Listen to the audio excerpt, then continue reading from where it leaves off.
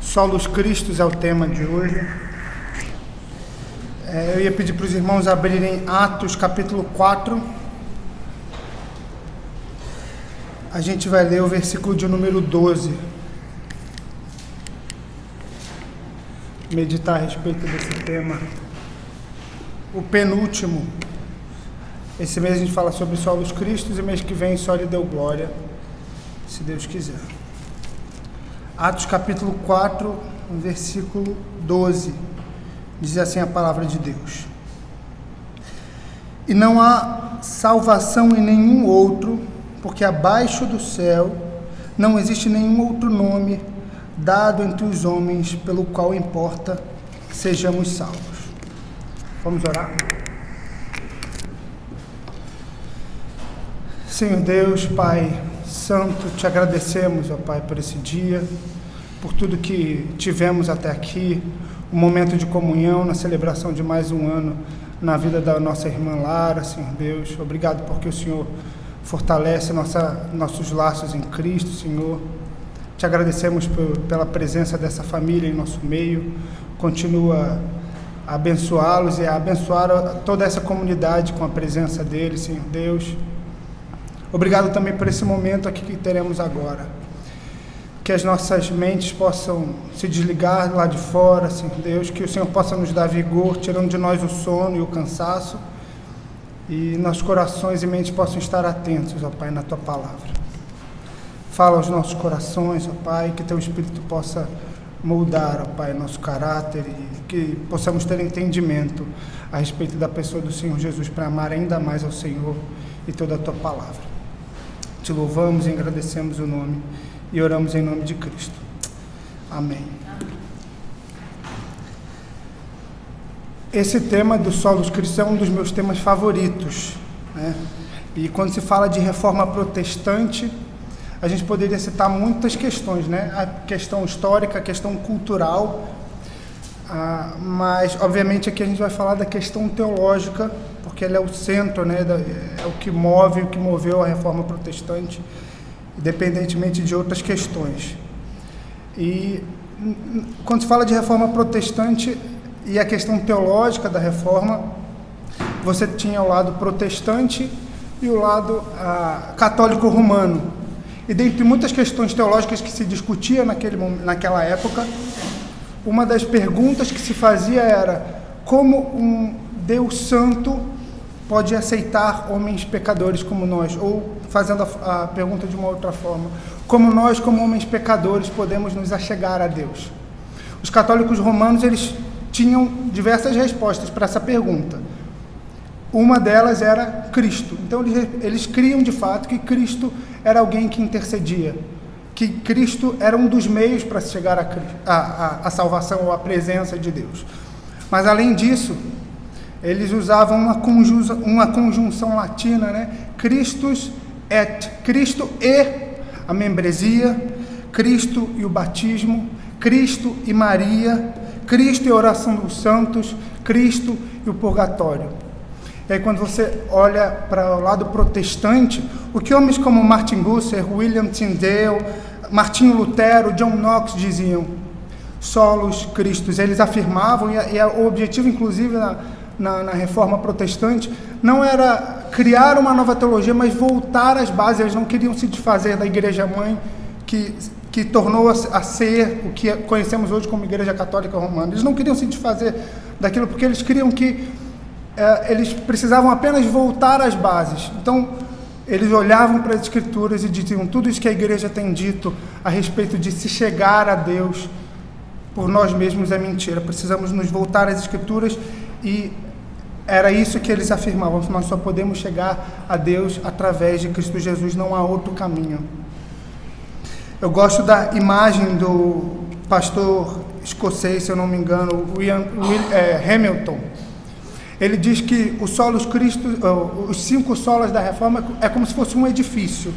Na base você tem o sola Scriptura, como pilares você tem o sola gratia, o sola fide e solos Christus, e como o ápice ou o teto desse edifício é o soli Deo Glória.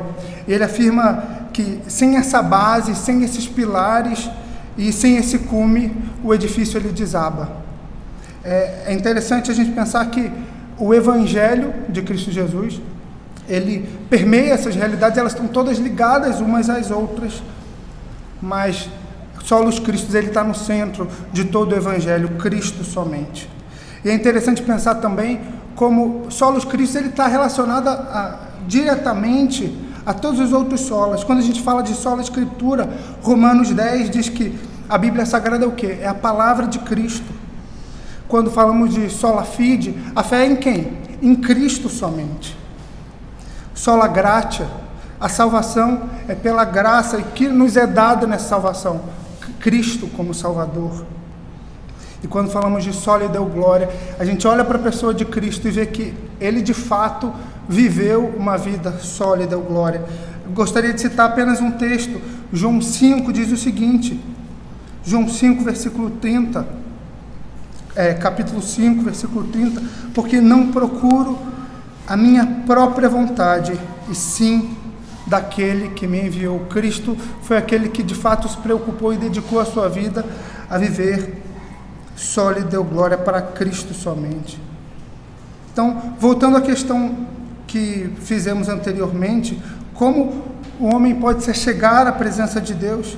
De Gênesis a Apocalipse, a Escritura só dá uma resposta, uma esperança apenas nos é apresentada, que é Cristo Jesus. E é isso que a gente vai ver nesse breve estudo. Apenas como introdução, eu queria que a gente, como nós já falamos no mês passado sobre sola gratia, nós já vimos a pecaminosidade do homem, que nós, por conta da nossa natureza, não podemos nos achegar a ele. Então eu não vou gastar o tempo com isso, porque nós já vimos isso no mês passado.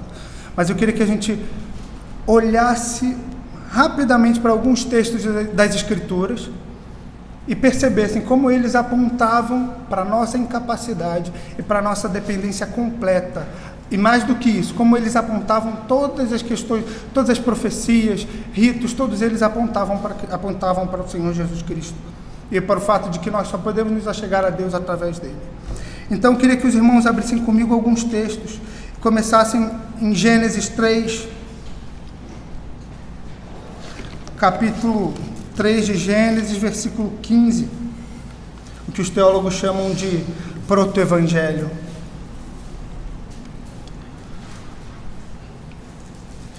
Capítulo 3 de Gênesis fala sobre a queda. No capítulo 15 diz o seguinte: a punição à serpente, porém, inimizade entre ti e a mulher, entre a tua descendência e o seu descendente. Este te ferirá a cabeça e tu lhe ferirás o calcanhar. Aqui é narrado um conflito entre a mulher e a serpente. Esse texto ele é curto, mas ele nos mostra grandes verdades muito profundas a respeito do Evangelho, a respeito da pessoa de Cristo. É isso que a gente vai ver. Porém, inimizade entre ti e a mulher. O conflito inicial relatado no capítulo 3, versículo 15, é entre a mulher e a serpente. Em seguida, no mesmo versículo, esse conflito é relatado entre as descendências, a descendência da mulher e a descendência da serpente. Mas reparem que, surpreendentemente, o conflito é concluído com a descendência da mulher e a serpente, e não a sua descendência, como tinha sido relatado. Essa história aqui, ela não fala sobre uma inimizade entre os seres humanos e o reino animal, mas aponta para um conflito que culminaria na derrota completa de Satanás e aponta para Cristo e a sua vitória na cruz. E esse capítulo 3 de Gênesis, ele mostra outros detalhes que muito provavelmente apontam para essa realidade. No versículo 7 de Gênesis 3, quando Adão e Eva pecam, eles veem que estão em pecados e colhem para si folhas de figueira para cobrir as vergonhas. Mas em Gênesis 21, reparem que o Senhor Deus fez o Senhor Deus vestimenta de pele para Adão e sua mulher, e os vestiu para cobrir as suas vergonhas. Aqui a gente tem uma verdade muito profunda a respeito da nossa incapacidade de cobrir nós mesmos dos nossos pecados. E o Senhor Deus, ele não só providencia a vestimenta, mas ele mesmo nos veste. Então aqui a gente já tem uma imagem de Cristo, o Cordeiro que tirou o pecado do mundo. Outro texto interessante que aponta para o Senhor Jesus é Gênesis 22. Abraão, sendo testado a sua fé, é ordenado que ele subisse ao monte e fizesse uma oferenda, e tudo levava a entender que ele precisava oferecer o seu próprio filho, seu único filho. Mas ele tinha em mente, tinha no coração a promessa do Senhor, de que por Isaque seria chamada a sua descendência. Ele não compreendia, ele sabia que ele precisava obedecer a Deus. E depois a gente pode gastar mais tempo conversando a respeito desse texto, esse não é meu objetivo aqui. Mas esse é outro texto que aponta muito claramente para a obra do Senhor Jesus Cristo, porque Ele faz por nós. E é interessante que no caminho do local da oferenda, Isaque, ele carrega a lenha e a madeira, como o Senhor Jesus Cristo carregava a cruz nas costas ao caminho da crucificação. E no versículo 8 do capítulo 22 de Gênesis, Deus promete, Abraão diz a Isaque, Deus proverá para si o cordeiro para o holocausto. O Senhor Jesus Cristo mostrando ao seu povo, desde Abraão, que nós não podemos fazer nada. Cristo é o único caminho, é o único meio para satisfazer a ira do Pai. Mais à frente, em Êxodo capítulo 12, na instituição da Páscoa, onde o cordeiro é imolado, é ordenado ao povo de Deus que coma a carne e o sangue, era aspergido na porta. Eu vou abrir para a gente ler, Êxodo 12, a partir do versículo 7.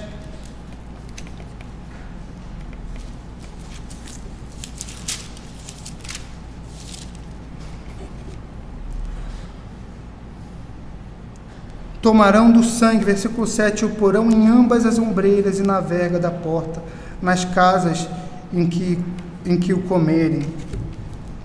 No versículo 12, porque naquela noite passarei pela terra do Egito e ferirei na terra do Egito todos os primogênitos, desde os homens até os animais. Executarei o juízo sobre todos os deuses do Egito. Eu sou o Senhor. Porém, uma promessa é feita para aquele povo.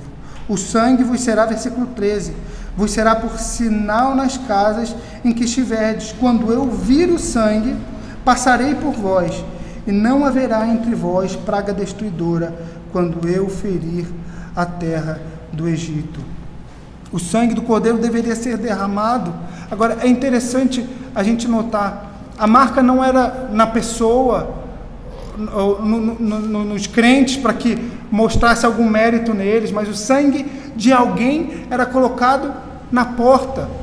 Não, os méritos, eles não estavam associados às pessoas que estavam dentro da casa, mas o anjo olhava para o sangue na porta, e aquele sangue derramado e aspergido na verga, ele era o responsável por propiciar a misericórdia de Deus, para que a ira não caísse sobre aquele povo. A pergunta de número 34 do Catecismo de Westminster, quando fala sobre a administração da antiga aliança, ele confirma tudo isso que a gente tem visto até aqui. Ele diz que todas essas coisas, elas apontavam para o Senhor Jesus Cristo, para a sua obra, para a suficiência do seu trabalho.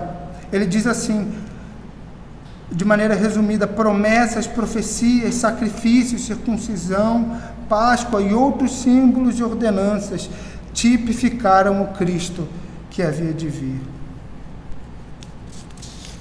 Abram comigo, por favor, meus irmãos, Lucas capítulo 24. Cristo já ressurreto, a caminho de Emaús, encontra os discípulos. Vejam que interessante, ele mais uma vez confirmando tudo que a gente viu até aqui. De fato, essas histórias, esses símbolos do Antigo Testamento, eles apontavam para o Senhor Jesus Cristo. Olha a maneira como o Senhor Jesus fala com aqueles homens, prega para eles, e começando por Moisés, discorrendo por todos os profetas, expunha-lhes o que a seu respeito constava em todas as Escrituras. Então o Senhor Jesus Cristo estava falando dele mesmo, da sua obra. Quando se faz referência a Moisés, ele está falando do Pentateuco. Aqui, esse texto de Lucas 24, ele está falando do Antigo Testamento. Ele está dizendo, olhem o Antigo Testamento, ele está dizendo, está apontando para mim, para a minha vida, para a minha ressurreição, e é isso que Cristo está fazendo. Em toda a Escritura, desde o Antigo Testamento, a gente percebe, somente Cristo é a expiação por nossos pecados. E é aqui que eu gostaria de desenvolver o argumento. Porque Ele é o único? Porque Ele viveu perfeitamente, morreu no lugar dos homens e ressuscitou, vencendo a morte. As Escrituras dizem que o salário do pecado é a morte. E a gente entende a partir da leitura e da exposição das Escrituras que na economia divina, para que a satisfação para que a ira de Deus pudesse ser satisfeita, esses 3 passos eles deveriam ser cumpridos de maneira perfeita. Adão foi o primeiro representante. Ele falhou na obediência, ele não conseguiu nos obedecer ao Pai. Por isso Cristo veio, para estabelecer essa reconciliação. Nunca nossas obras ou cerimônias, vontade humana, desde o início, só um poderia satisfazer esses 3 passos. Então eu queria que a gente visse primeiramente a vida de Cristo. Cristo viveu perfeitamente. Quando falamos sobre a vida perfeita do Senhor Jesus Cristo, a gente precisa trazer à mente aquilo que eu falei agora, a respeito de Adão. Ele tinha esse dever de ser o cabeça federal, o representante de toda a raça humana, e ele estava incumbido de obediência. Era isso que ele deveria fazer.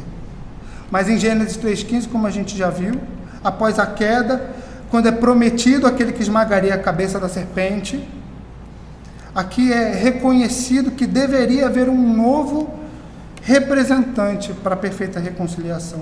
E agora o segundo Adão, ele precisava cumprir perfeitamente a lei de Deus. Ele precisava se sujeitar de maneira perfeita, fazendo aquilo que o primeiro Adão não fazia.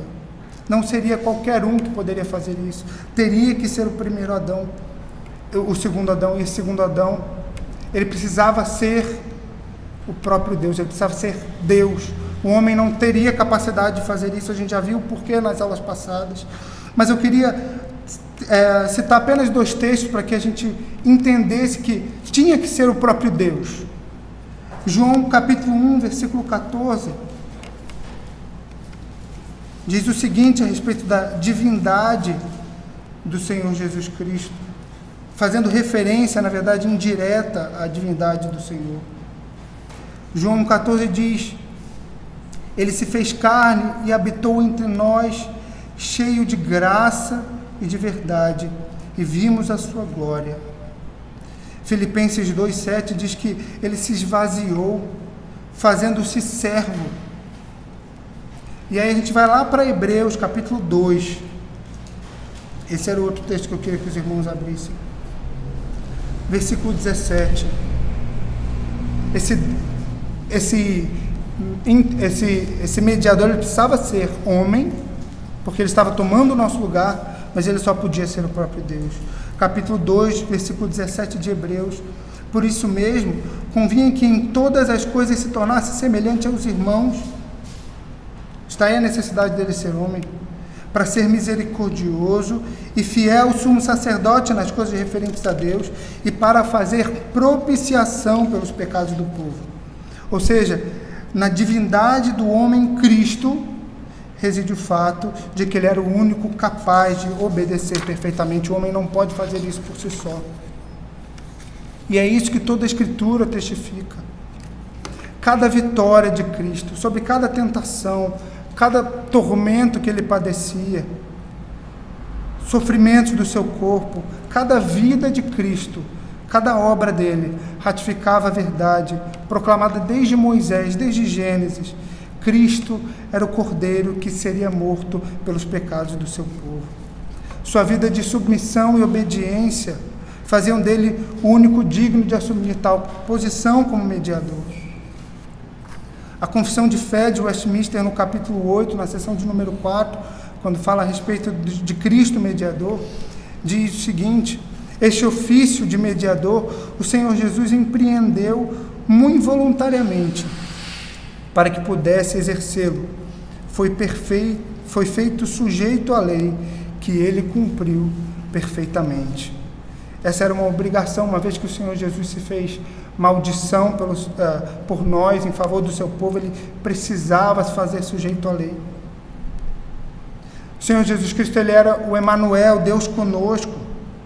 Ele fez em sua vida, as Escrituras estão cheias de relatos semelhantes, ele fez em sua vida coisas que não são próprias de homens. Fez milagres, perdoou pecados, como aquele do paralítico em Lucas 7. Acalmou o mar com seu poder, mas esse Deus, ele era 100% homem também, e fez coisas que eram impróprias para um Deus. Cristo dormiu, chorou, sentiu fome. Cristo obedeceu. Um Deus obedeceu. Hebreus 4, abram comigo, por favor. Capítulo 4 de Hebreus.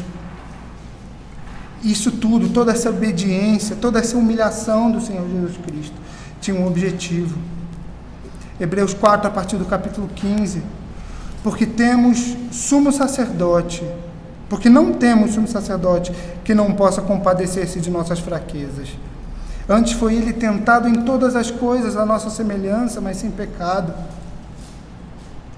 Acheguemo-nos, portanto, confiadamente junto ao trono de graça, a fim de recebermos misericórdia e acharmos graça para socorro em ocasião oportuna. Cristo é o único que pode adentrar a presença do Pai. Porém, como descendência da mulher, ele precisava se fazer carne, ele precisava viver perfeitamente para que essa reconciliação fosse completa. Cristo, só ele, não poderia ser nenhum outro. Cristo somente. Ele viveu uma vida perfeita, mas esse Cristo, ele precisava também morrer. Para que ele pudesse satisfazer essa ira, ele não podia apenas fazer aquilo que Adão não conseguiu fazer, obediência. Ele precisava aplacar a ira do Senhor Deus. A lei, as Escrituras, a lei do Senhor Deus diz que o salário do pecado é a morte. Nós não somos, o Senhor Deus não perdoa completamente, no sentido de que a sua justiça, ela precisa ser feita, precisa ser aplacada. Se nós fomos poupados, alguém precisa ser culpado. Se nós pecamos, alguém precisa morrer por nós. E Cristo é esse que morre pelo seu povo.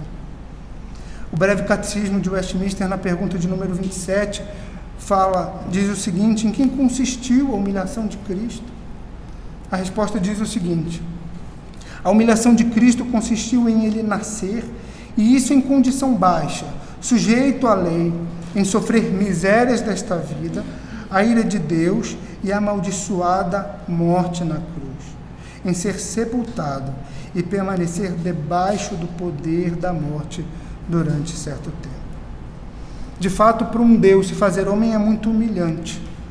Mas o Senhor Jesus, ele gozava de determinados prestígios por ser o próprio Messias. Há momentos nas Escrituras como a ascensão aos céus, a própria ressurreição do Senhor Jesus, são momentos gloriosos na vida dele, e que os homens, eles testificam e dão a ele o prestígio digno por isso. Porém, para um Deus, morrer é algo inconcebível. Cristo era o Criador de todas as coisas, é o que diz João capítulo 1, o mantenedor da vida. Em uma passagem das Escrituras, ele diz que ele é a própria vida morreu em favor dos seus. Isso é algo inconcebível, mas é a prova, a ratificação da misericórdia do Senhor, por amor do seu povo.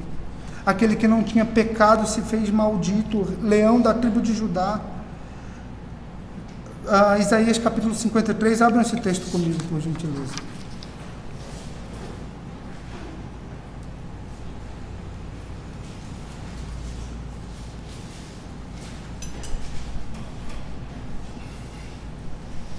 Isaías capítulo 53, versículo 7, diz o seguinte: foi oprimido e humilhado, mas não abriu a boca. Como cordeiro foi levado ao matadouro, e como ovelha muda perante os tosqueadores, ele não abriu a boca. A gente lembra do que? Gênesis 22. Deus proverá um cordeiro. Cristo era esse cordeiro. Vejam o resultado que a morte de Cristo traz ao seu povo. No capítulo 53, versículo 12, olha o que diz: por isso eu lhe darei muitos, por conta dessa morte do cordeiro que vai ao matadouro, eu lhe darei muitos como a sua parte, e com seus poderosos repartirá ele o despojo, porquanto derramou a sua alma na morte, e foi contado com os transgressores, contudo levou sobre si o pecado de muitos, e pelos transgressores intercedeu. Versículo anterior, o versículo 11, diz o seguinte, a gente vai voltar a ele mais para frente: ele verá o fruto do penoso trabalho de sua alma e ficará satisfeito. O meu servo, o justo, com seu conhecimento justificará muitos, porque as iniquidades deles levará sobre si. Cristo se satisfará com a morte, porque com sua morte, e é isso que o capítulo 11 de Isaías diz, Isaías 53, versículo 11 diz, porque era a vontade do Senhor Deus que estava sendo satisfeita, e era o povo que ele tanto amava, que estava tendo vida. Um dos textos mais fascinantes, eu queria que os irmãos abrissem também, que testificam a ideia de que só Cristo pode ser esse intercessor, esse salvador. Apocalipse capítulo 5, a gente teve o privilégio de ouvir uma exposição, duas exposições, se eu não me engano, nesse capítulo. Apocalipse capítulo 5, a partir do primeiro versículo, diz o seguinte: vi na mão direita daquele que estava sentado no trono um livro escrito por dentro e por fora, de todo selado com 7 selos. Vi também um anjo forte, que proclamava em grande voz: quem é digno de abrir o livro e de lhe desatar os selos?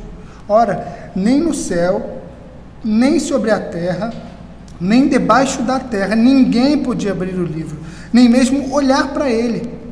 Todavia, um dos anciãos disse: não chores. Eis que o leão da tribo de Judá, raiz de Davi, venceu para abrir o livro e os 7 selos. Então vi no meio do trono e dos 4 seres viventes, e entre os anciãos, de pé, um cordeiro como tendo sido morto. Versículo 7. Veio, pois, e tomou o livro da mão direita daquele que estava sentado no trono. E quando tomou o livro, os 4 seres viventes e os 24 anciãos prostraram-se diante do cordeiro, tendo cada um deles uma harpa e taças de ouro cheias de incenso, que são as orações dos santos, e entoavam um novo cântico, dizendo: digno és de tomar o livro e de abrir-lhes os selos, porque foste morto, e com o teu sangue compraste para Deus os que procedem de toda tribo, língua e nação. Esse livro, ele simboliza os planos de Deus, os propósitos de Deus para o mundo. Quem era aquele que era capaz de abrir os selos, na verdade, era capaz de executar esses propósitos. E reparem no desespero do relato aqui no capítulo 5. Sequer podiam olhar para o livro, não achava digno alguém de olhar para o livro. Cristo, com a sua obediência, fazendo aquilo que Adão não conseguiu fazer, ele não só olhava para o livro, mas ele tomou o livro da mão daquele que estava sentado no trono, e ele era o único digno de abrir esses selos. Vamos abrir, irmãos, Hebreus capítulo 10, versículos 19.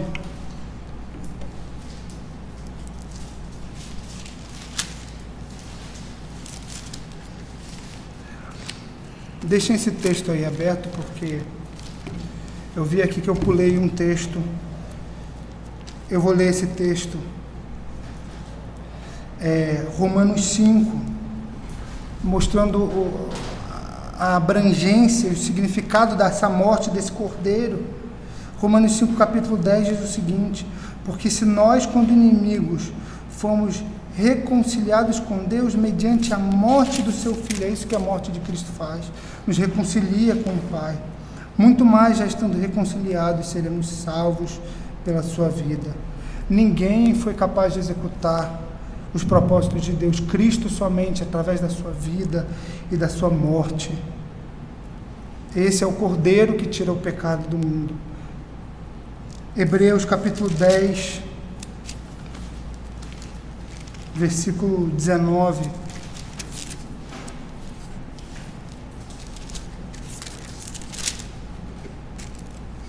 Diz o seguinte: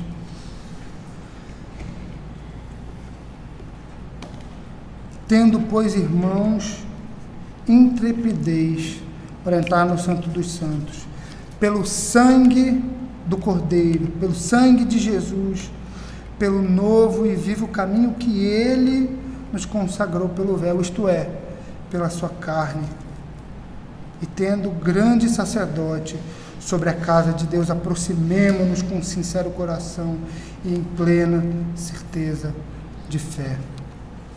Não podia ser mais ninguém, não podia ser rito, não podia ser sacramento, não podia ser um comportamento moral ou qualquer outra pessoa, só podia ser o Senhor Jesus Cristo, o homem e o Deus. Cristo, ele viveu uma vida perfeita, ele morreu no lugar do seu povo, mas ele ressuscitou, e a sua obra terrena, ela é completa a partir da sua ressurreição. Abra comigo Marcos capítulo 16, com a sua ressurreição, testificada em toda a Escritura, ele completa, ele finaliza a sua obra de perfeito profeta, sacerdote, e agora como rei ele vence a morte e o pecado, satisfazendo a justiça de Deus em nosso lugar. Marcos 16, versículo 6 diz o seguinte: ele, porém, lhe disse: não vos atemorizeis, buscai a Jesus o Nazareno, que foi crucificado. Ele ressuscitou, não está mais aqui. Vede o lugar onde o tinham posto. Mas ide, dizei a seus discípulos e a Pedro, que ele vai adiante de vós para a Galileia. Lá o vereis, como ele vos disse. Muitos textos, meus irmãos, testificam e afirmam a suficiência da obra e o completo alcance da morte e da ressurreição de Cristo. Eu gostaria de citar um que se encontra em João, capítulo 6. O Senhor Jesus, antes da sua morte, da sua ressurreição, ele já entendia e já proclamava o que a sua vida, o que a sua morte, o que a sua ressurreição significavam para o seu povo. A partir do versículo 17, Cristo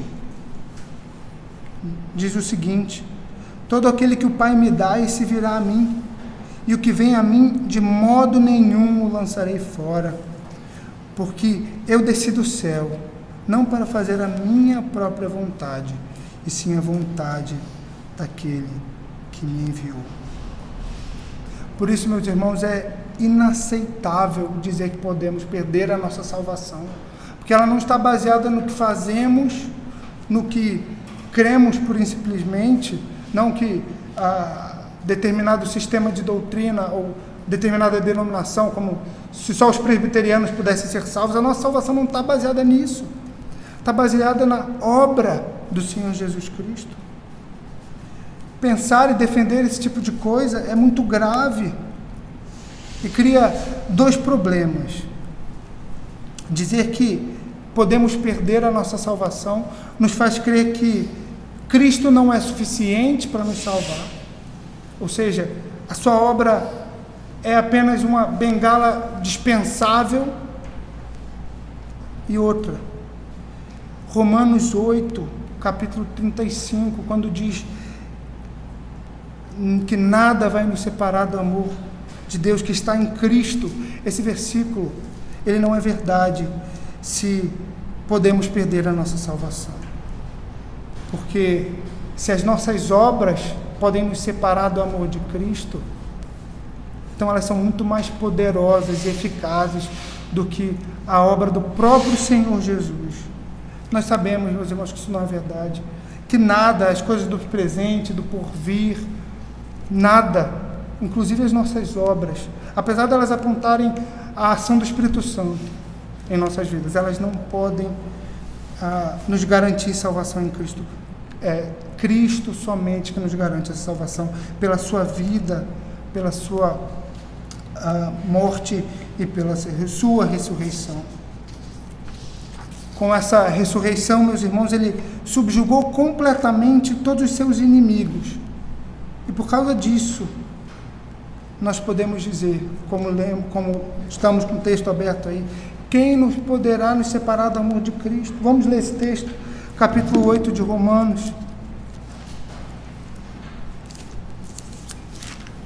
a partir do versículo 35. Quem nos separará do amor de Cristo? Será tribulação, ou angústia, ou perseguição, ou fome, ou nudez, perigo ou espada? 37. Em todas estas coisas, porém, somos mais que vencedores por meio daquele que nos amou. Porque eu estou bem certo de que nem a morte, nem a vida, nem os anjos, nem os principados, nem as coisas do presente, nem do porvir, nem a altura, nem a profundidade, nem qualquer outra criatura poderá separar-nos do amor de Deus, que está em Cristo Jesus, nosso Senhor. Sua vida, sua morte e, por fim, sua ressurreição são a certeza de que estamos, de fato, abrigados da ira de Deus e da morte eterna, que é aquilo que merecíamos. Por conta de Cristo, da sua ressurreição, temos paz com Deus, porque Ele ressurgiu e está hoje assentado à destra de Deus. Nós temos a certeza e descanso nisso. Estamos finalizando, meus irmãos. Abram comigo 1 Coríntios capítulo 15.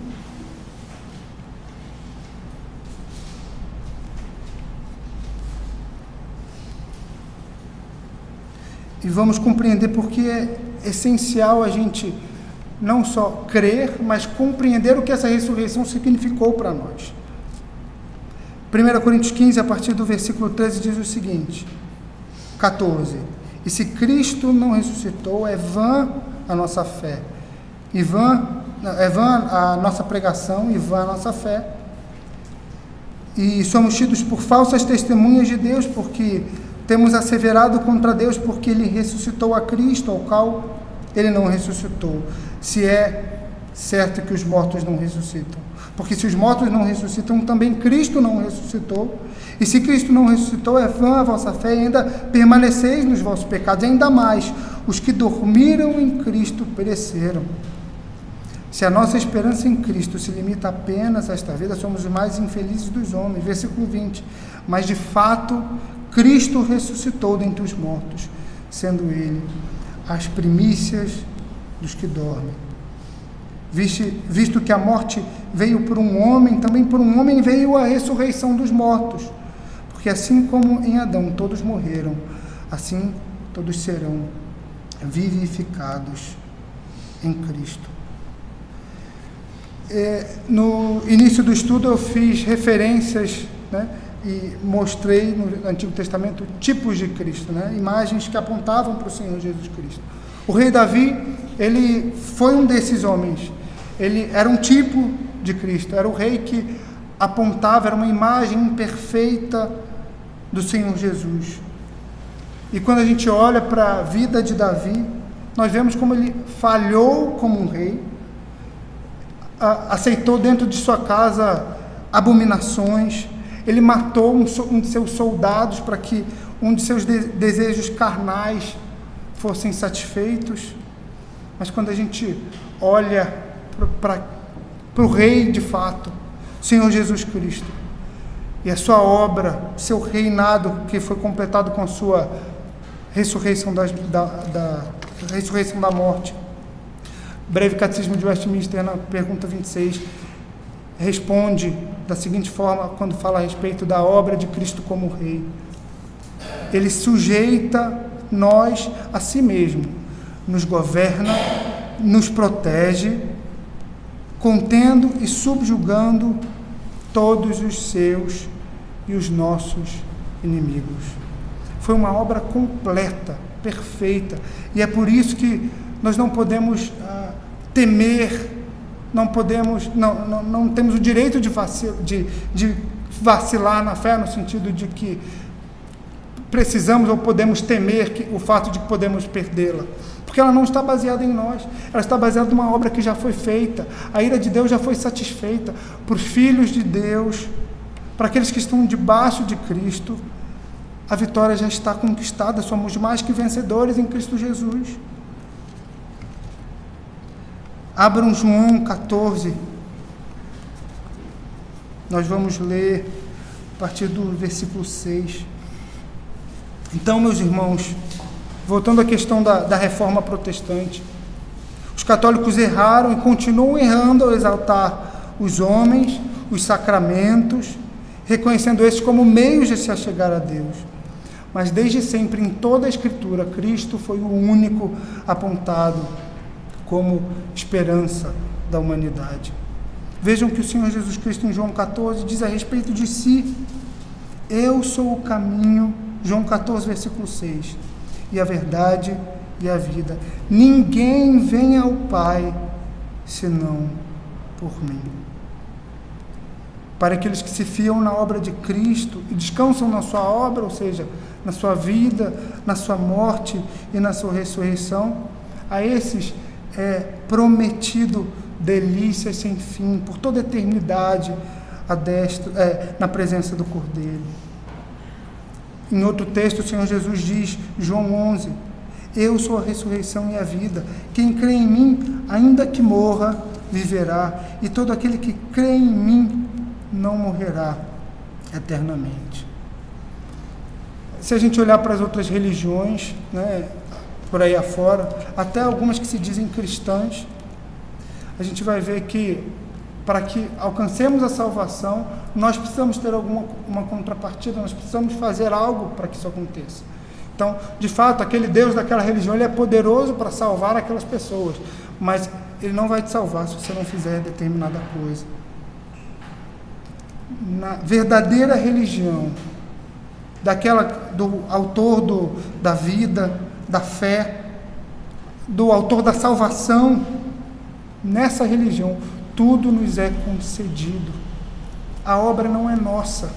Nós somos salvos pela graça, sim, nós somos salvos pela graça, mas a salvação, ela é pelas obras, não pelas nossas, mas pelas obras de Cristo. O Senhor Deus, ele não mudou a sua exigência depois de Adão, ele continuou com as suas exigências, mas o Senhor Jesus Cristo, ele se oferece como aquele que morreria em lugar do seu povo. E por isso que o Senhor Jesus diz, vinde a mim todos os que estáis cansados e sobrecarregados, e eu vos aliviarei. Abram comigo Isaías capítulo 55.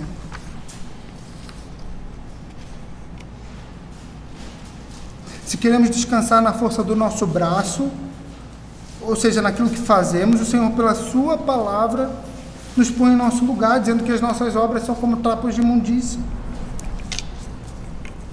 A salvação, ela é de graça, e o Senhor nos oferece através da pregação, através da obra de Cristo.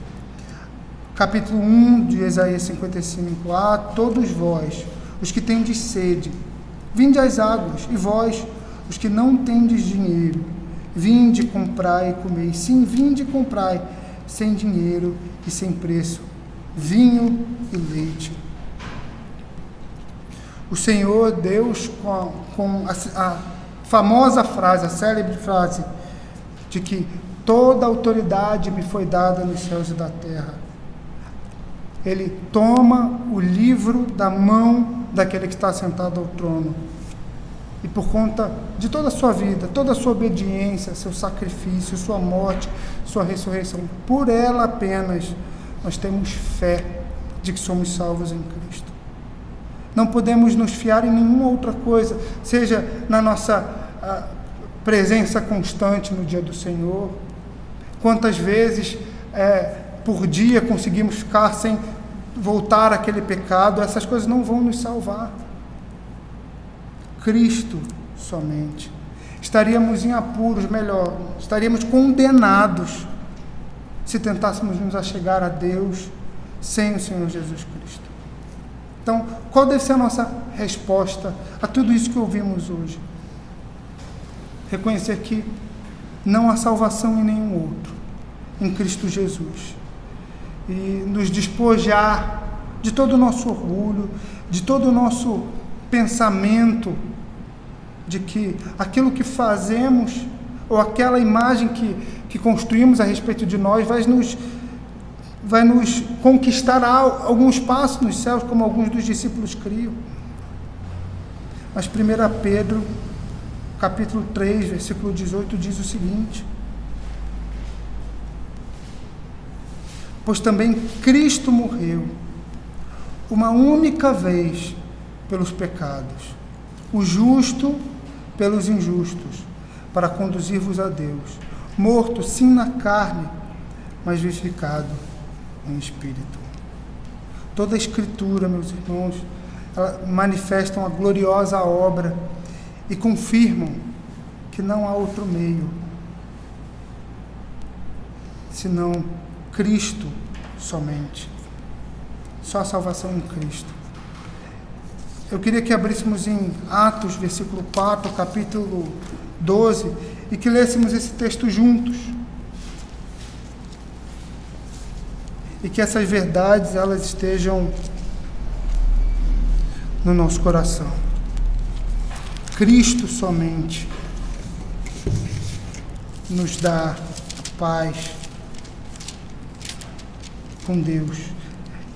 Atos capítulo 4, versículo 12, vamos ler todos juntos. E não há salvação em nenhum outro, porque abaixo do céu não existe nenhum outro nome dado entre os homens, pelo qual importa que sejamos salvos. Amém. Vamos orar. Senhor Deus, que alívio, ó Pai,